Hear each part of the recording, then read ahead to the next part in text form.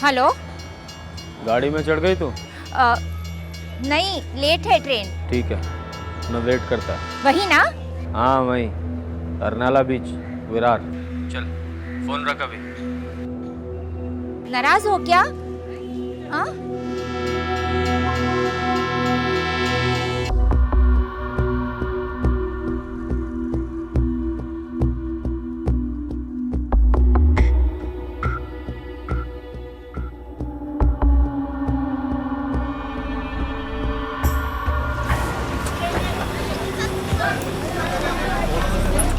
देखो, मैं कसम खा के कहती हूँ, मैं उसके साथ नहीं थी। झूठी कसम मत खा। हैं? मैं जानता हूँ तुझे, ये एक मर्द पूरा नहीं पड़ता ना तुझे। अब तक तो मर्दों की गिनती भी भूल गई होगी ना तू। देखो देखो, फालतू बातें मत करना, समझे ना तुम? अरे तुमसे रिश्ता क्या रख लिया? इतनी गन बकने लगे हो तुम। आज से तुम्हारा रास्ता अलग, मेरा रास्ता अलग। जा रही हूँ मैं।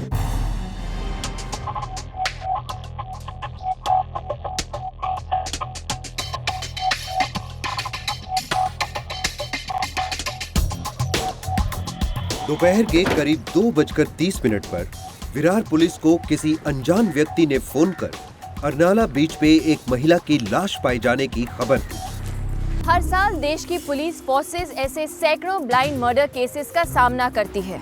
अक्सर अपराधी को पकड़ने से ज्यादा मुश्किल होता है उस लाश को पहचानना। आज का केस हाल ही में मुंबई के पास विरार इलाके में हुआ। इस हत्याकांड से जुड़े सुराग ढूंढने के लिए स्निफर डॉग्स की मदद भी ली गई।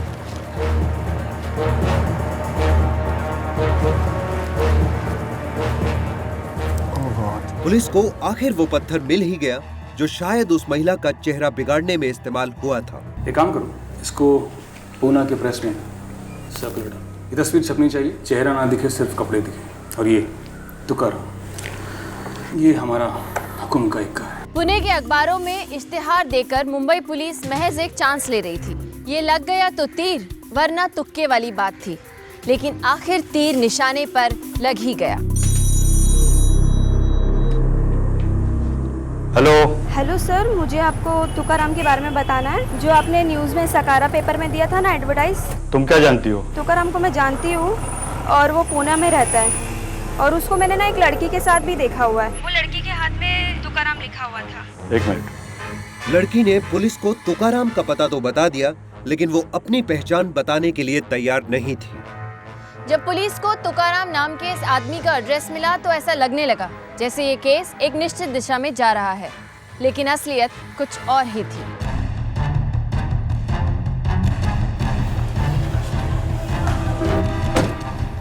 ये तुकाराम कहाँ रहता है?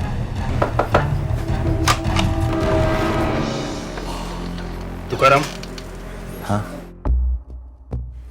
तुकाराम कौन है यहाँ? सब, हम सब तुकाराम हैं। मैं आत्माराम तुकाराम, मेरे पिताजी विनायक तुकाराम और माँ सविता तुकाराम। ये कौन? क्या बात है साहब? ये मेरी बहन है, ये उसी के बच्चे हैं सब। लेकिन बहुत दिन हो गए, वो आई नहीं यहाँ अभी। और अब आएगी भी नहीं।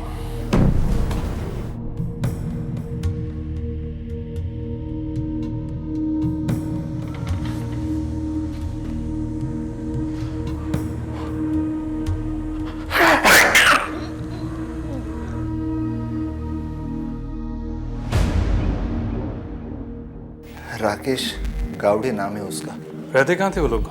विरार में होली है उसकी। बड़ा बेटा उसके साथ ही रहता है। दोनों में हमेशा झगड़ा होता था सर। मैं ये नहीं कहती हूँ कि रोज कुछ कमाओ, सिर्फ ये कहती हूँ कि रोज पीना मत, तुम रोज पीना मत। अरे तुम कौन होती है मेरे को भाषण पिलाने वाली? मैं कौन होती हूँ? मैं कौन होती हूँ? इनकी माँ हूँ मैं। इनका पेट काट काट कर तुम्हारी दारू की प्यास नहीं बुझा सकती, समझे तुम? कमाती हूँ इनके लिए और सिर्फ इन पर खर्च होगा, समझे तुम? तुमको पीना है, जीना है, मरना है, जो भी करना है तुम करो। पैसे दे नहीं सकते ना तो लेने की भी सोचना मत, समझे तुम? मार तुम।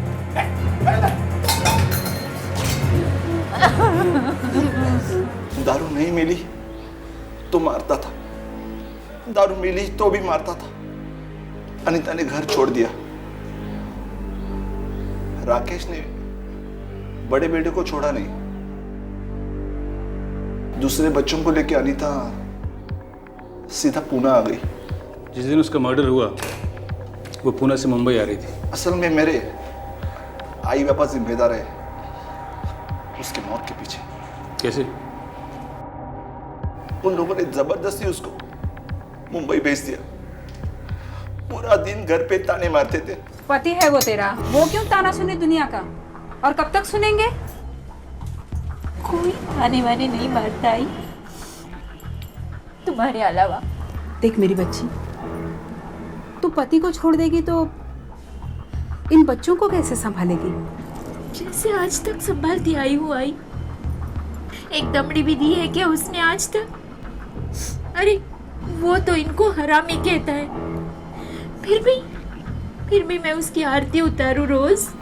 मेरे आई बाबा कभी इस बात को समझते ही नहीं थे कि अनीता अपने पति के बिना अपने बच्चों की देखभाल कर सकती है। हमेशा जिद करते और फिर से उसे उस शराबी के पास भेज देते। इस बार तो राकेश ने मेरे बहन की जान ही ले ली। तुंडे सर, मुझे अनीता के सेलफोन के रिकॉर्ड्स चाहिए। एक टीम तैयार करो, हमें राकेश के घर जाना। अनीता का भाई आत्माराम पुलिस को विरार में राकेश के घर लेकर गया।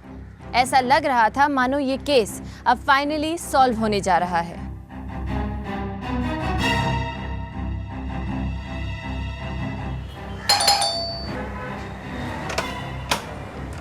मामा,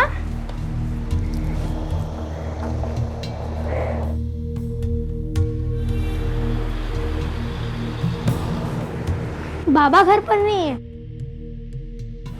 मामा, आई ठीक है ना? और पुलिस क्यों आई है? सब ठीक हो जाएगा बेटा, सब ठीक हो जाएगा। राकेश घर पर नहीं था। उसके बेटे के अनुसार वो नजदीक वाले बार में था। पुलिस उस बार में पहुंची।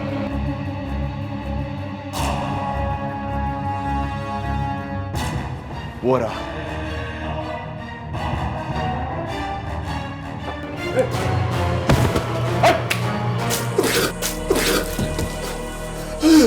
राकेश को होश में लाने और उसे पूछताछ के काबिल बनाने में पूरा दिन बीत गया। साहब ये बकवास करता है साहब। 2 महीने से उन लोगों ने अनीता को घर पर नहीं भेजा साहब। झूठ बोलेगा ना तो अपने पैरों पे चल के अक्षय बाहर नहीं जा सकेगा तू। सर मैं काय को झूठ बोलूंगा साहब।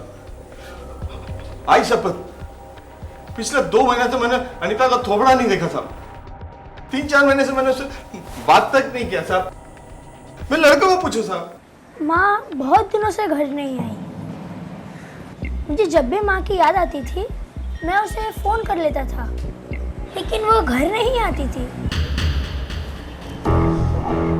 तू तो कह रहा था हफ्ते में 3 बार तेरे माँ बाप उसे यहाँ भेजते। मुझे ऐसा लगा था सर। मैं एक बात बोलूं साहब, इसकी बहन और मेरे बीच में कुछ अच्छा नहीं था। उसका किसी और के साथ अच्छा था।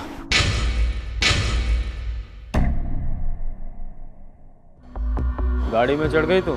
नहीं, लेट है ट्रेन। ठीक है, मैं वेट करता है। ये अनीता मर्डर केस हर कदम पर एक नया रुख ले रहा था। शक की सुई उस आदमी की तरफ इशारा कर रही थी जिसके साथ अनीता का अफेयर था, लेकिन ये आदमी था कौन? ये जो आखिरी नंबर है जिस पर अनीता के फोन से फोन किया गया था, ट्रेस करो। मोबाइल फोन की लोकेशन की खोज करने पे मालूम हुआ कि वो फोन उस वक्त मुंबई के अंधेरी इलाके के एक ऑफिस में था।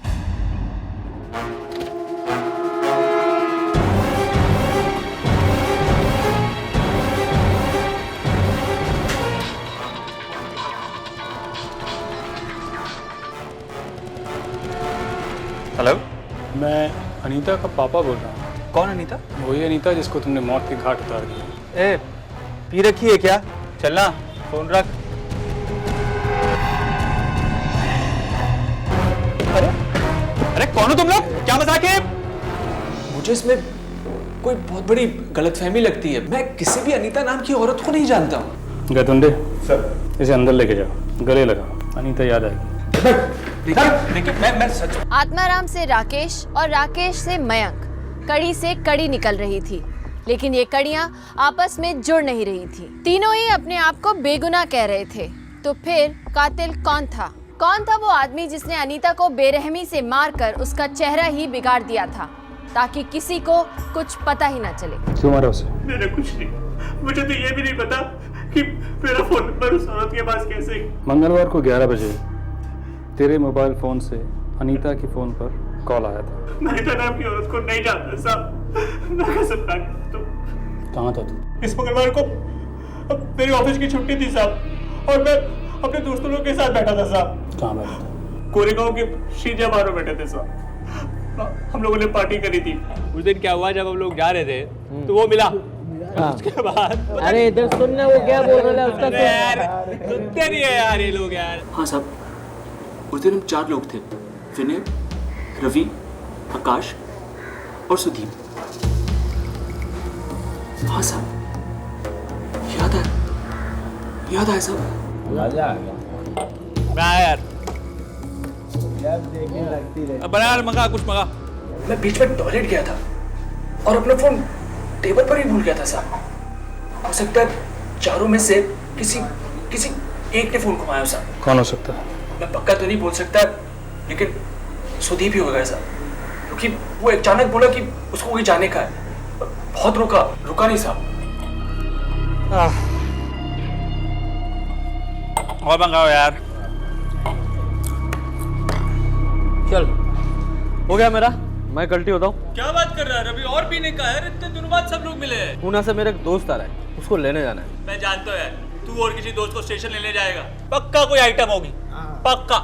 मैं जानता हूँ तुझे। नहीं यार देख, वो पहली बार मुंबई आ रहे हैं तो उसको लेने जाना है, मेरे को लेट हो रहा है। पूरा नाम क्या है उसका? करता क्या है? त्रिकोण का चौथा कोण सुदीप। वो विरार का रहने वाला था और उसे तुरंत उसके घर से उठाया गया।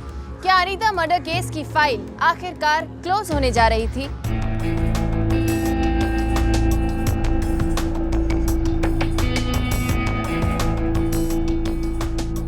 सर, प्यार था सर हमारा, उसके पति के साथ सब कुछ खत्म था। मैं शादी करना चाहता था उससे। हर मीटिंग में वो अपने पति की बुराई करती, बच्चों को लेकर काफी परेशान रहती। पर ये है कि मानने कोई तैयार नहीं।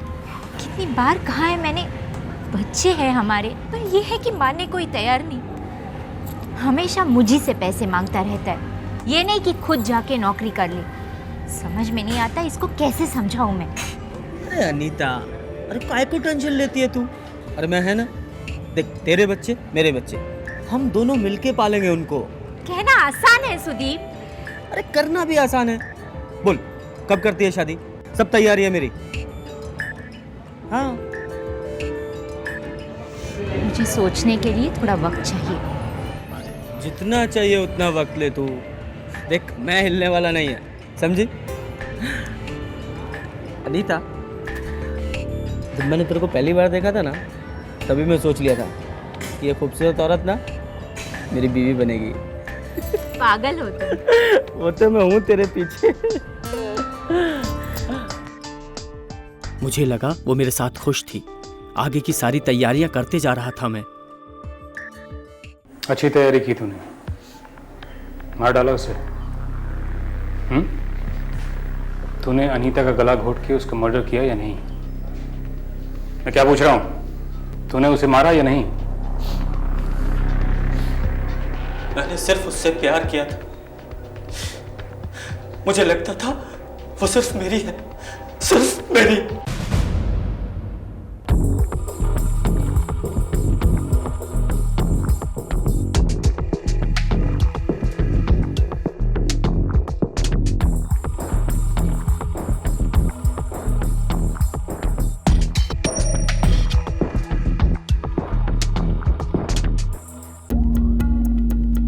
मुझे शक होने लगा कि अनीता का कई लोगों से अफेयर चल रहा है और मैं उन्हीं में से एक था। मुझे लगा वो बहुत चालू औरत है। ये मेरे सवाल का जवाब नहीं है, मारा या नहीं?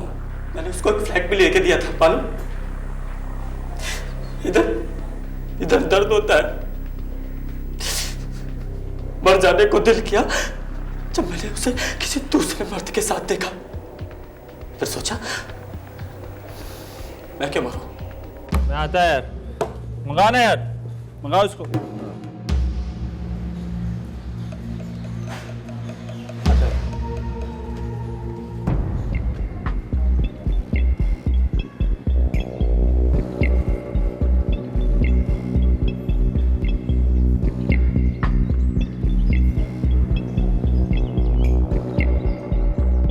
अरनाला बीच अपना फिक्स था। हेलो। ट्रेन में चढ़ गई तू? नहीं, लेट है ट्रेन। ठीक है, वेट करता है मैं। वही ना? हाँ वही, अरनाला बीच, विरार। मैं नहीं मिली थी उससे। ए, झूठी कसम मत खा। हैं? मैं जानता हूँ तुझे। मैंने सामने से उसको पूछा, चल क्या रहा है तेरा? कितनों के साथ सोई तू? और वो मुझे ही धमकी देने लगी। बातें मत करना, समझे ना तुम? अरे तुमसे रिश्ता क्या रख लिया? इतनी गन बकने लगे हो तुम। छी, आज से तुम्हारा रास्ता अलग, मेरा रास्ता अलग। दिमाग से ढक गया मेरा। वो जाने लगी, मैंने उसका दुपट्टा पकड़ के खींचा। क्या तुझे पता है वो दूसरा मर्द कौन था जिसके साथ तुमने देखा उसे? हाँ, उसके ऑफिस का दोस्त। कुछ नहीं था उनके बीच, मैंने बाद में पता किया।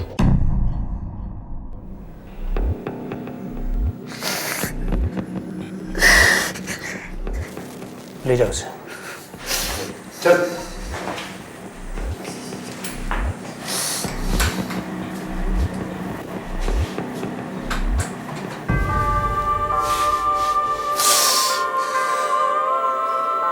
अनीता,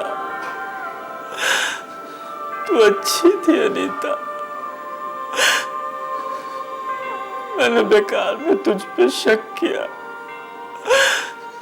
तूने मुझे बताया क्यों नहीं?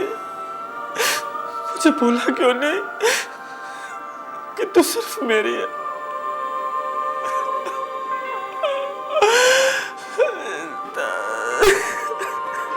एक और क्राइम ऑफ पैशन, एक और शक का शिकार।